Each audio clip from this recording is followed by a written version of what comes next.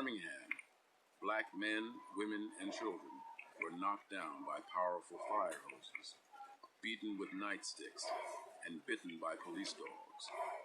Throughout the South, tens of thousands were beaten and thrown into jail. TV cameras captured it all for broadcast on the evening news. Quote, "I guess you could say we were partly responsible for the Civil Rights Revolution," said a CBS TV spokesman. Certainly the conditions were already there, but no one knew it until 50 million Americans began seeing it on their screens. End of quote. Seeing the growing sympathy of white Northerners for Southern blacks, thanks to the news broadcasts, segregationists turned their anger against the news people. News people were assaulted, their cameras smashed.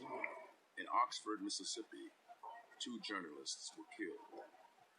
The deaths occurred in September 1962 during rioting over the admission of black James Meredith to the University of Mississippi. President John F. Kennedy had rushed 16,000 federal troops to the campus of Ole Miss to protect Meredith. The troops and the newsmen covering the story were shot at and attacked with bricks, rocks, and firearms. The federal forces had to remain in Oxford for over a year to protect the university's one black student. Quote, "Citizens are free to disagree with the laws of the United States," President Kennedy said, "not to disobey them." End of quote. By August 1963, when King organized his March on Washington, most Americans were firmly behind the struggle for civil rights.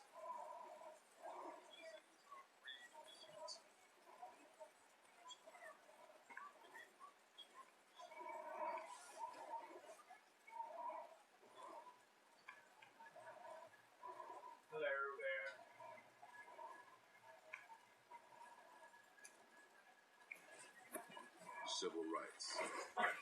200,000 people attended the march, one of the largest demonstrations in American history. Yet despite the growing support of white America, the violence did not abate.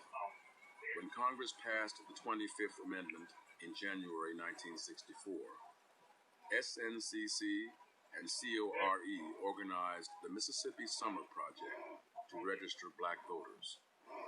Segregationists responded by destroying almost 40 black churches and beating up hundreds of activists.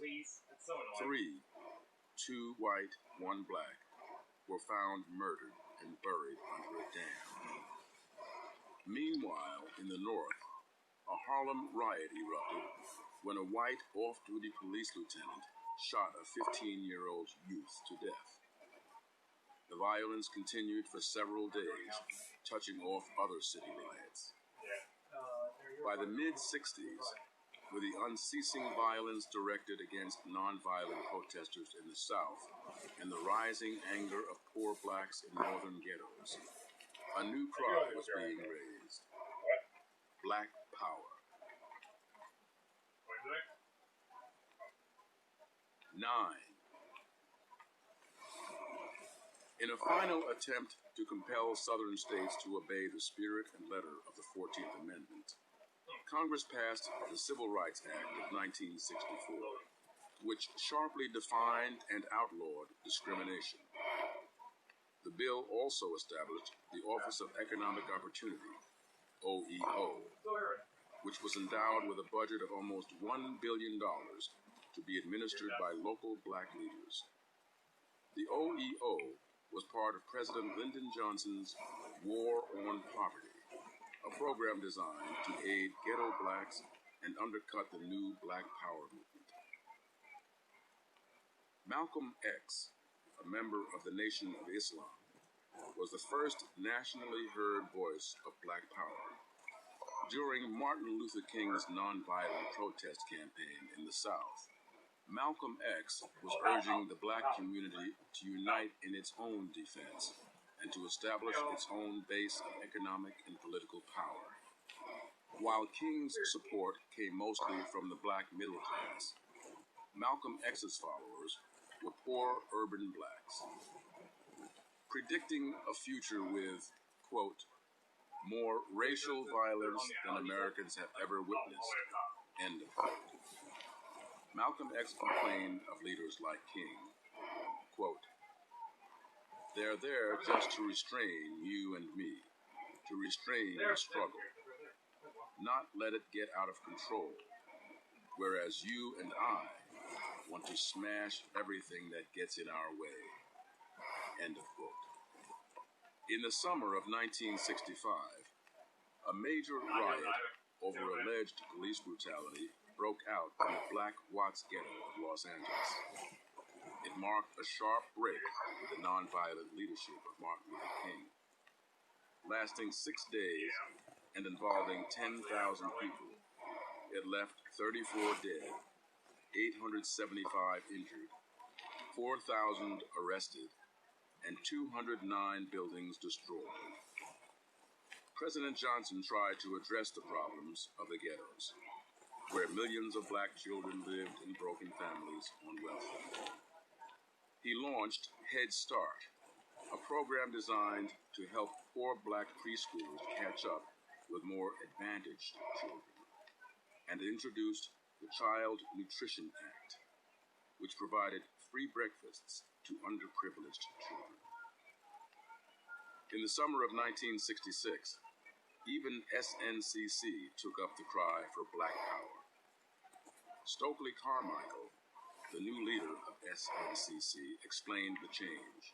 Quote, every cat's politics comes from what he sees when he gets up in the morning. The white liberals see Central Park, and we see sharecropping shacks. Adopting Marcus Garvey's slogan, Black is Beautiful, and calling for blacks to take charge of their own lives, he became an international figure overnight. White Americans' apprehension of the new movement and fear of more urban rioting was reflected by Congress's refusal to pass the 1966 Civil Rights Act, the first such setback for the Johnson administration. In 1966, blacks working within the system made important gains. For the first time in the history of Alabama, which now claimed hundreds of thousands of registered black voters, not a single candidate for governor that year uttered a word in defense of white supremacy. Massachusetts elected Edward Brooke to the Senate, the first black senator since Reconstruction. The following year, Thurgood Marshall became the first black appointed to the Supreme Court. 1 month later, in Cleveland, Carl B. Stokes became the first black mayor of a major northern city. But for militant blacks, these gains were too little, too late.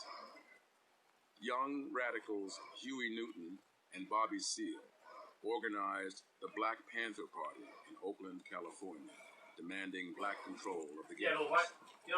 With Minister of Information Eldridge Cleaver, they raised the slogan, "Power to the People." At rallies, Panthers chanted, quote, "The revolution has come. Time to pick up the gun." End of quote. Their followers rejected white culture, adopting Afro hairstyles, dashikis, and Black Power handshakes. To combat the police brutality that had plagued Oakland, they used their own cars to follow the police and monitor their activities, and stockpiled arsenals of weapons in their headquarters for self-defense. They won popular support by setting up their own community action program, serving free breakfasts to poor black children, setting up health care clinics, and providing child care for working mothers.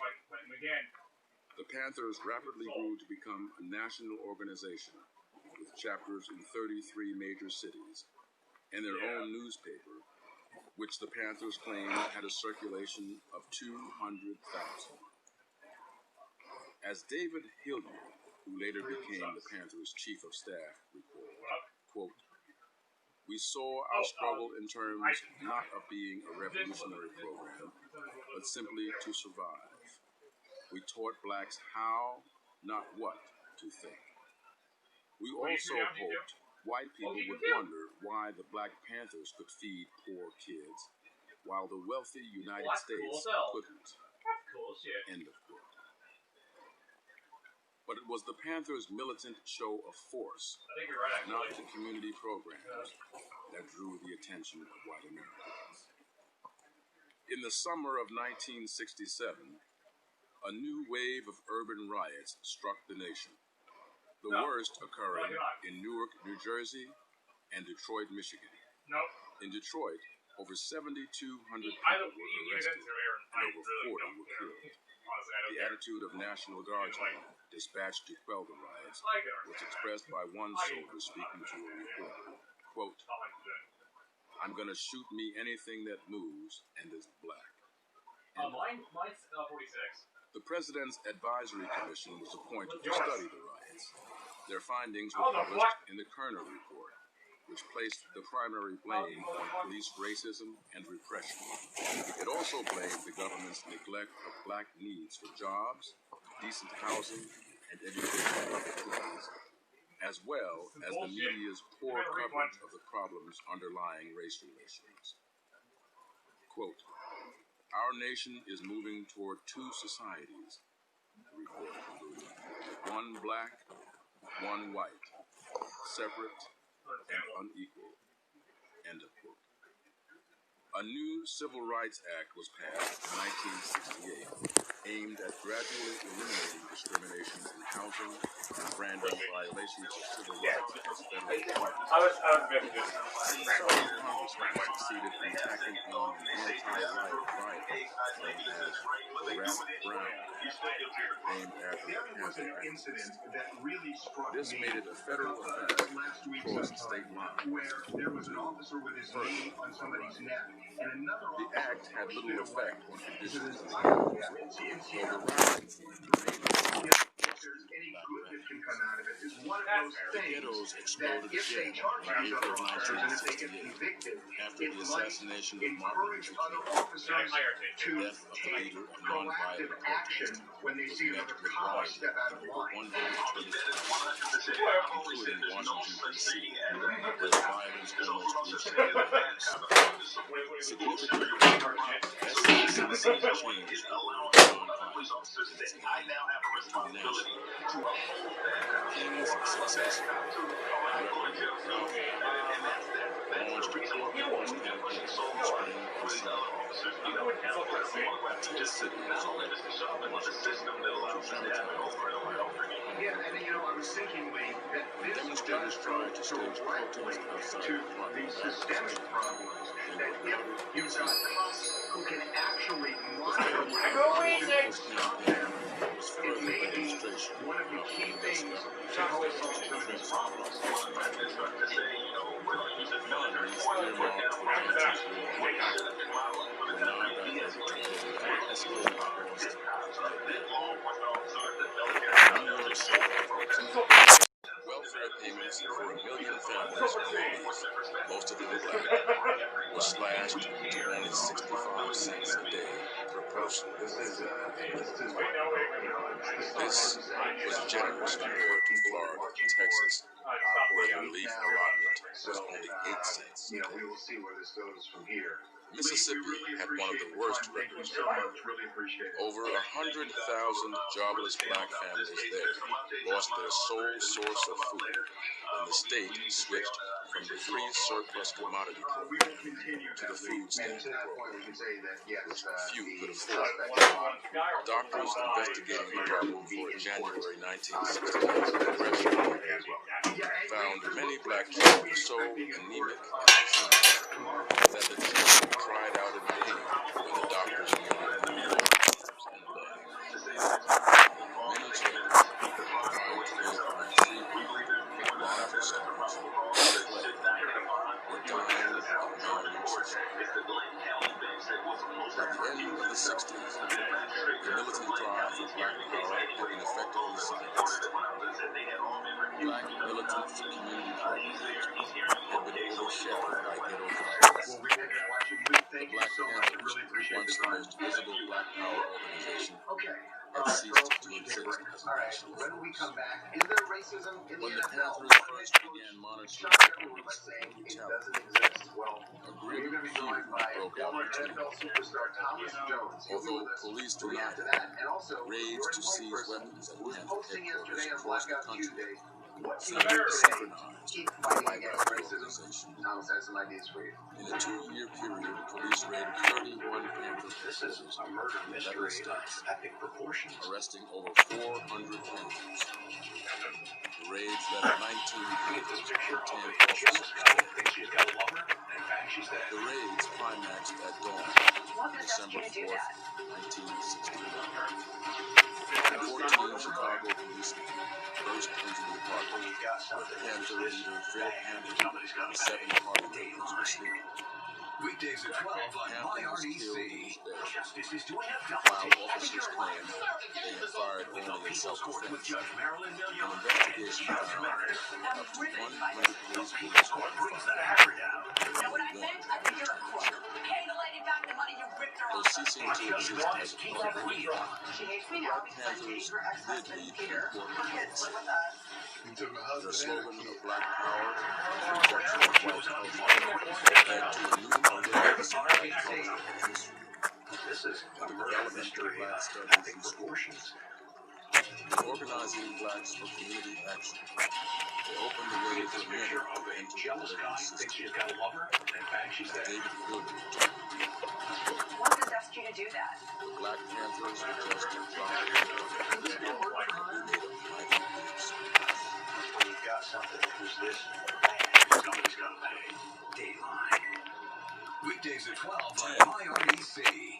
It takes 2 to dance. A white backlash against ghetto turbulence and anti-war demonstrations in the fall of 1968 elected Richard M. Nixon law and order. Before his election, Nixon had promised Southern leaders who would not enforce civil rights laws out of office and kept his word when a Northern furor arose over the issue of school busing. In February 1960, a dozen Southern senators angrily demanded that the same federal guidelines used to integrate Southern schools be applied to schools in the North. But attempts by the federal government to comply by launching a busing program met with a storm of opposition from other cities. Many middle-class whites had fled the cities for the suburbs in the 60s. The poorer whites left behind, fearing that integrated schools would lead to integration of their neighborhoods. Furiously fought school busing. Black students from the ghettos were threatened and blocked from entering white schools. In September 1971, whites in Pontiac, Michigan, blew up the bus depot and set 10 school buses on fire. In 1972, Nixon won re-election by appealing to the alienated white silent majority and opposing school busing. Most blacks, however, still favored integration. Racism. In the ghettos, there was a growing belief that more black gains could be made by working with whites in the system than by burning the ghettos down. Many black politicians threw their hats into the electoral ring in the 70s. By 1973, such major cities as Los Angeles, Detroit, Atlanta, Washington, D.C., New Orleans, Newark, and Chicago had elected black mayors for the first time in their histories. But the larger problems of civil rights violations and black poverty still remain. In November 1975, during the presidency of Gerald Ford, the U.S. Commission on Civil Rights reported that 7 government agencies were refusing to enforce anti-discrimination laws.